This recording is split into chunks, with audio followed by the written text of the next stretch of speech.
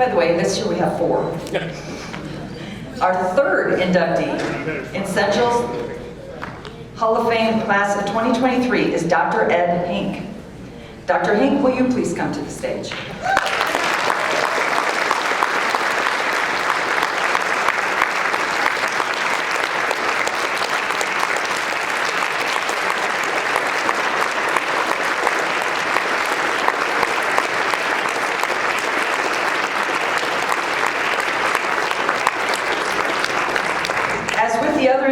I will rely upon the words of his nominators.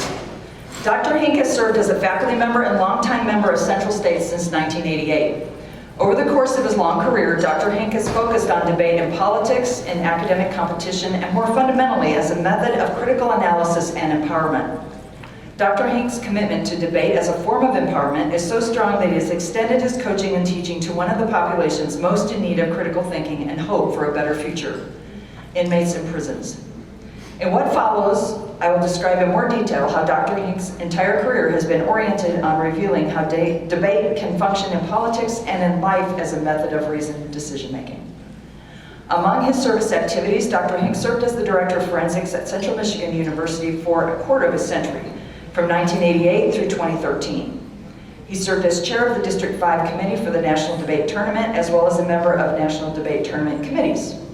He also served as a member of the National Forensic Association's Lincoln Douglas Debate Committee from 1993 to 1998, as well as chair of the Argumentation and Forensics Interest Group of Central States and president of the Great Lakes Debate Association. His work has been recognized by several significant awards, including Outstanding Contributions to Argumentation and Forensics from Central States, the Golden Gavel Award from Pi Kappa Delta, the John Shields Award for Outstanding Contributions to Pi Kappa Delta, the National Forensic Association's Eddie Myers Distinguished Service Award, and the E.R. Nichols Forensic Educator Award. Former debaters and assistant coaches who work with him strongly praise his work as a forensic educator and coach. For example, one student who debated for and then coached with Dr. Hinck wrote, "He can lead students to their own eureka moments with gentle but insistent guidance and create teachable moments to stay with them for years to come." Ed has directed 27 graduate theses as well as undergraduate honors theses. As an advisor, Dr. Hinck involved his students in Central States, taking them to panels or business meetings and helping them submit proposals of their own. One former student explained that Ed Hinck is the reason I am now a lifetime member of Central. Dr. Hinck's mentorship is the reason I am a communication professor. Dr. Hinck is the author of co-author of 2 books on presidential debates and edited a 2-volume exploration of presidential debates. He has authored or co-authored 16 journal articles or book chapters on debates and published 11 essays on various aspects of debate pedagogy, as well as 2 essays on debate and argumentation training in prisons. Dr. Hinck has used his work on argumentation and debate as a method of critical thinking training and empowerment in prisons. Beginning in 1996, he, along with other faculty at CMU and assistant debate coaches from the CMU debate team, have provided training in speech and debate for inmates in Ionia Correctional Facility, Huron Valley Men's Facility, the Saginaw Correctional Facility, all in Michigan, as well as the El Dorado Correctional Facility in Kansas. They took argumentation, speech, and debate training to prisons to help prisoners gain skills that they could use for the rest of their lives. He also edited a special issue of Argumentation and Advocacy focused on prison activism. At a time when the war on drugs and the prison industrial complex led to mass imprisonment, Dr. Hinck responded by becoming an advocate for social justice. A former student summed up how Dr. Hinck encouraged his students to be involved in Central States. "To me, Ed is CSCA. He is the reason I go, the reason I see the organization as important, and the reason I see my work as connected to the CSA mission. For these and other reasons, Dr. Ed Hinck is inducted into the Central States Communication Association Hall of Fame. Congratulations, Dr.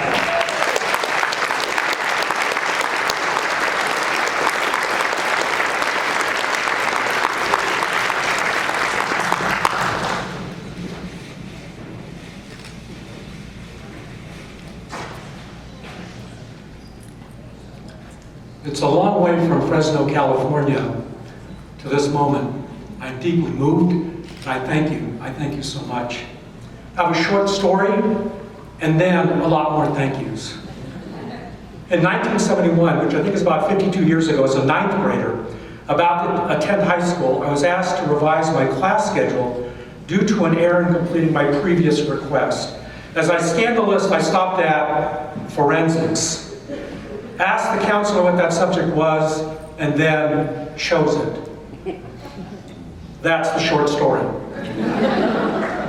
So first, I want to thank the many communities of forensic educators whose time, instruction, mentoring, and counsel provides a transformative education for students every day in this country. If it had not been for you, I would not be here today. Thank you to John Shunk, who invited me to join the college debate committee in the summer of 1974. Although I had not planned to participate in intercollegiate debate, I'm deeply appreciative of his teaching, coaching, and mentoring at a very difficult time in my life. Thank you to all of the faculty at the University of Kansas, first for admitting me to the doctoral program, second for providing me with an assistantship so that I could make a living, and most importantly, for challenging me to develop my critical capacity in the study of communication. Thank you to Don W. Parson, who directed my dissertation on presidential debates, and to Will Lindkugel, Dorothy Pennington, Carla Corse Campbell, and Lloyd Sponholz for serving on my dissertation committee. Thank you so much, because when I look back at what I wrote, I still needed a lot more work as a writer, so I appreciate that. Thank you to Don W. Parson for creating an amazing community of argument and rhetorical scholars at the University of Kansas, a culture of excellence for undergraduates and graduate students, and for showing us how to move toward what Kenneth Burke imagined as the better life. Thank you to all the faculty at California State University Fullerton who welcomed Shelley and I to campus, made us a part of the community, and supported us as we took those first uncertain steps in our careers. Thank you to all of the faculty at Central Michigan University who welcomed Shelley and I to Mount Pleasant, supported us in raising our kids, and made us a part of the community of scholars and teachers striving to make a positive difference in the lives of others. Thank you to all of the Central Michigan University undergraduate and graduate students who've enriched my life with their talents, their skills, and who light this organization's program up every year with some of the best panels, the best research. I'm so, so proud of all that you've accomplished. Thank you to Shelley Schaefer Hinck, J. Kevin Barge, and Robin Rowland for picking me up when I fall down, for encouraging me to keep moving forward despite my doubts, and for 4 decades of friendship that has helped me in countless ways over the years. Thank you to my children, Ashley, Robert, and Alexander, and their families, who taught me to be a better teacher, who continue to challenge me to become a better scholar, and for the continued conversations about ideas that matter. Thank you to all of you. Shelley and I look forward to this conference every year. This is our intellectual home. Your generosity to undergraduates, graduate students, younger scholars, and older ones too.